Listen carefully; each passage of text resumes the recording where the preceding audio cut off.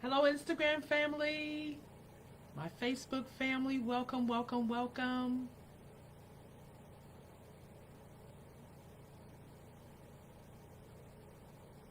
Just waiting for Facebook to kind of catch up just a smidget.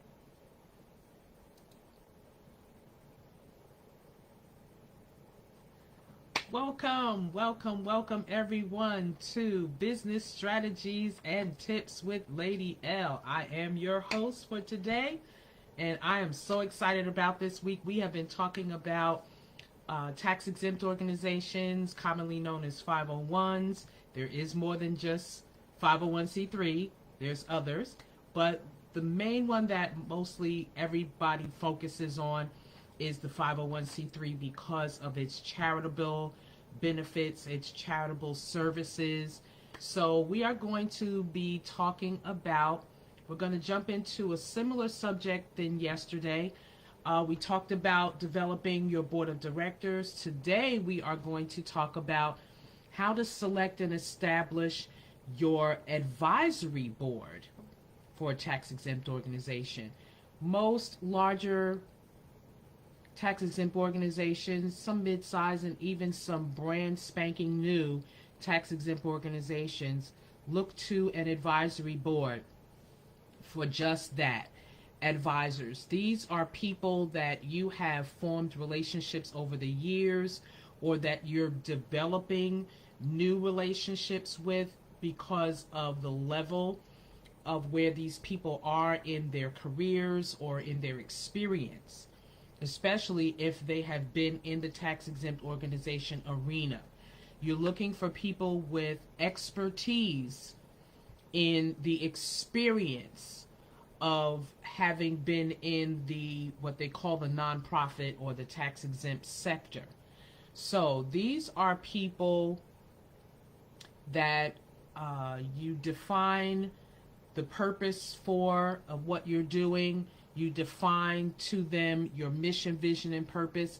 And these generally are people, believe it or not, that come to you because they see the presence you have already put out. And they see that you're a worthwhile investment, that you're good ground to sow seeds into, and they want to give of their time, talent, treasure, and temple to you.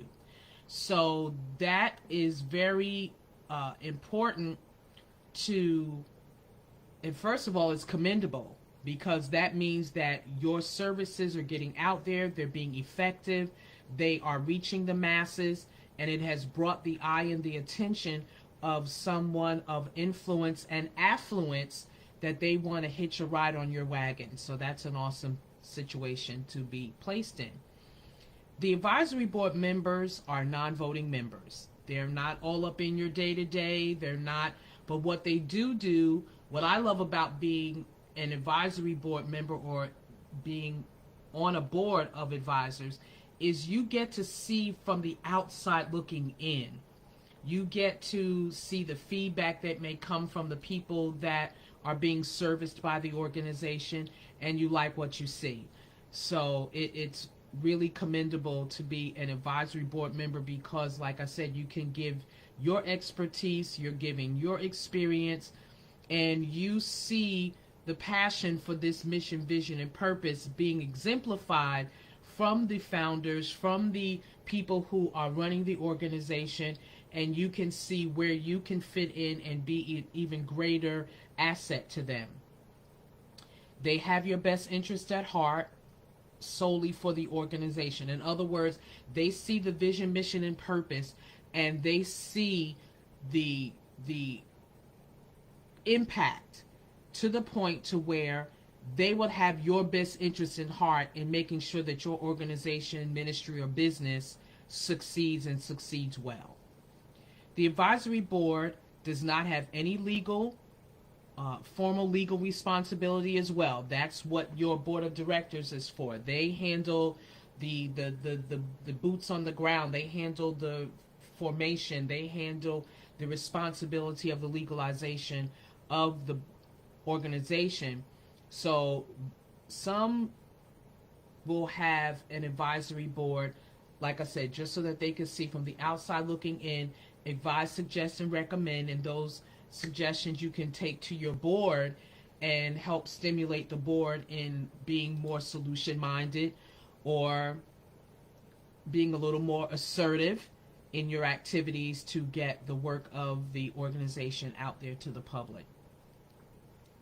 The advisory board does meet or convene, I would recommend, say, maybe once a quarter, as things, like say for instance, your organization is off the ground, you're doing well, you're like say in your 5th year maybe, your advisory board will have that annual meeting, definitely an annual meeting, first of all, let me make that clear.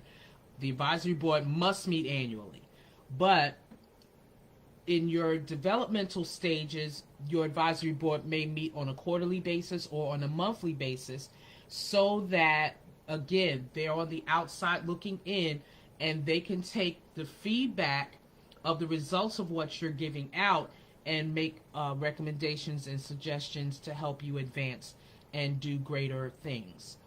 They provide their expertise, their guidance, their business development insight. In most cases, the advisory board furnishes the entrepreneur or yourself with a group of expertise that can discuss opportunities, challenges, and next steps. Your advisory board helps keep your business plan kind of fresh. The advisory board can also bring new ideas, new incentives. Again, they're fresh eyes, so they can give you a better perspective of some of the direction that you may want to consider going. At the end of the day, I'm like my bishop mama. The final decision, my final authority is God. So, I take to, our private prayer time, and I say, okay, God, what you think about this? Is this in line with the direction that you have intended for this business or this ministry or whatever it is that you're doing? But even the Word of God gives us, in the book of Proverbs, advises us to make sure that you're surrounded with good and godly counsel, to make sure that you're seeking out that expertise. What I love about God, even God used experts to build every temple, whether it was the tabernacle that Moses built, whether it was the temple that Solomon built. God always gave specific detail, and he always recommended that you get the best in what that industry has to offer or what that person can bring to the table. Now, if God expects us to use gifted artisans to do the work he had, why would we settle for anything less than that? So your advisory board needs to have that level of expertise where they can really help push your organization, your ministry, your business to its next dimensions in its vision, mission, and purpose. The duties, responsibilities, and resources on behalf of the organization is very similar to the board of directors, but you must make them distinct in their different tasks so that there's no overlapping, there's no crossing over, there's no conflicts of interest. Keyword, conflict. You are minimizing conflict. There is a positive side to the left hand not knowing what the right hand is doing. The advisory board doesn't need to know everything that the board is doing, and the board doesn't need to know everything that the advisory board is doing. I say that because you want freshness to come from both boards into your organization, business, or ministry. You want to always have fresh eyes, fresh ears, fresh mindsets, fresh ideas, fresh innovation in your organization, business, or ministry. So each other doesn't need to know the direct activities of the other. They really don't necessarily need to meet conglomerately or in meaning all together. The board of directors is the board of directors because the advisory board does not vote on anything. So there's no reason to bring the two boards together for any reason whatsoever.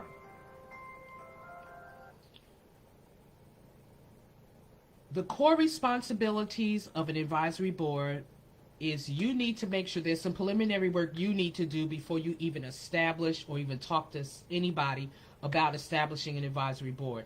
You need to make sure that you are clearly and concisely identifying the needs of what you want this advisory board to do. The first steps in the plan needing to identify what the company needs to achieve that the advisory board can help you achieve. That's first. Just like the vision, mission, and purpose, and you wrote it down and made it plain, you have to write these things down and make it plain, identifying clearly what you want this advisory board to do. Because if you came to me and say, well, Laverne, I want you on my advisory board, well, what do you want me for? You need to tell me something so that I can see if it's something that I want to attach myself to. As an example, don't y'all call me and get on y'all advisory boards. I'm not going to do it. Draft duty descriptions. I don't like the word job. Job is just overbroke. You don't want people to think that this is another job. So you want to have duty descriptions. Make them plain, make them clear, make them concise. Again, so that there's no overlapping with your board of directors. Then you want to select a leader out of that advisory board. That person will be the one with the most experience in your industry. For example, there's an advisory board that I do advise, and the top person that they have at the advisory board is mega in the industry that this organization sits on. I am humbled by the experience of just being in this person's atmosphere because of the expertise, the experience that they bring to the table. So that's the person you want at the top of your advisory board. Again, like I stated, meet on a regular basis. If you're just starting out, you may end up meeting once a month. But from an advisory board perspective, if you meet with them every quarter and then definitely once a year, that should be sufficient. Set performance indicators, expectations, and goals for your advisory board so that by them being the eyes and the ears on the outside looking in, they can keep that fresh perspective going and making it an ongoing activity for them. It keeps them excited about being on the board. People that are on an advisory board like to see progress. They like to see things moving forward. When they're sitting on an advisory board and they don't see things going forward, you will lose them. Because that's the whole purpose of an advisory board, to bring that freshness to the organization. Have guidelines for membership and procedures for removal, because people come and go. People are with you for seasons, reasons, and purposes. Very few are with you for a lifetime. That circle is always very small. Jesus had 12, but he also had 3, and then he just had 1 at the end of the day. So don't be looking for no whole massive numbers. Even if you are a large corporation, you still want to keep your numbers at a workable level. Because too many voices, too many, what's that old saying, too many cooks in the kitchen spoils the brew? True. When I see a whole bunch of people in the kitchen, I'm out. I can't function like that. You know, chefs need creativity. They need space to be creative. Advisory boards need space to be creative. It's no different. Just any industry you find yourself in, sometimes the fewer the number, the better, because you get things done. What you need in mass is when it's time to do something large, like an event. That's when you need your team, your marketing team, your media team, your fundraising people. That's when you need a big team. But when it comes down to setting up core aspects of the organization, business, or ministry, keep your numbers small. Finalize contractually with a non-disclosure agreement. Everybody that's going to put a hand on anything that you do, make sure that they have a non-disclosure agreement, because when that creativity is poured out, it is specifically designed for your organization. We have the same principles that go across ministry. When there are people that are serving in your area of ministries and in your massive organization of ministry, a non-disclosure agreement is critical, because you want to make sure that what starts in your ministry stays in your ministry. People don't belong to you. They belong to God. But the work he has given you to do belongs to you.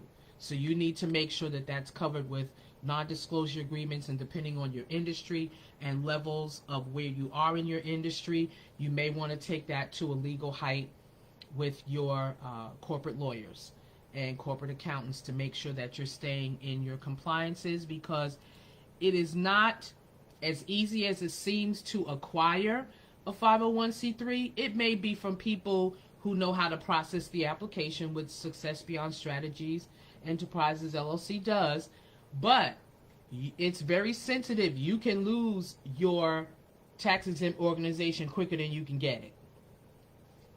So, with that being said, thank you so much for joining me today with Business Strategies and Tips with Lady L. Please join me this same time tomorrow, 12 noon, on this same bat time, same bat channel. And I hope that this is being a blessing to you.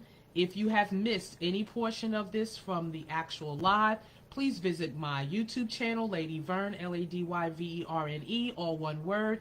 And you can always go back, listen to the previous recordings, take notes. I'm also available for trainings and workshops. If you need me to come into your business, organization, or ministry, we can sit down and get even more detailed and specific to your organization and your industry. With that being said, have a great Thursday. Thank you for joining me.